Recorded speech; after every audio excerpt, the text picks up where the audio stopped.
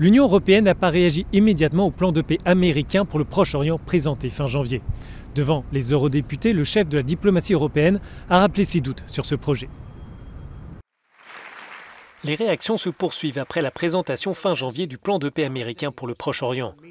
Le président palestinien Mahmoud Abbas rejette ce projet et demande au Conseil de sécurité des Nations unies d'en faire autant. L'ambassadeur palestinien auprès de l'Union européenne salue d'ailleurs la position des États membres dans ce dossier. L'Union européenne est très claire de sa position. L'Union européenne a vraiment bien déclaré que la seule solution, c'est toujours les deux États, et négocier sur la base du droit international et toutes les résolutions des Nations unies.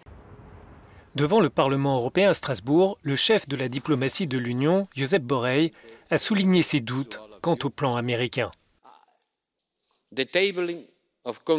La présentation de propositions concrètes, comme celle des Nations unies, peut être utile comme opportunité potentielle pour lancer un processus politique. La proposition faite il y a 2 semaines remet en cause les paramètres internationaux convenus. Il est difficile de voir comment cette initiative peut ramener les deux parties autour de la table. Ce plan de paix sera évoqué lundi prochain par les 27 ministres des Affaires étrangères qui ont invité à cette occasion leur homologue américain. L'actualité du Parlement européen en 60 secondes, c'est maintenant. Pour leur première session plénière depuis le Brexit, les eurodéputés ont adopté leur position pour les négociations sur le futur partenariat entre l'Union et le Royaume-Uni. Ils souhaitent une concurrence ouverte et loyale grâce à des règles équitables.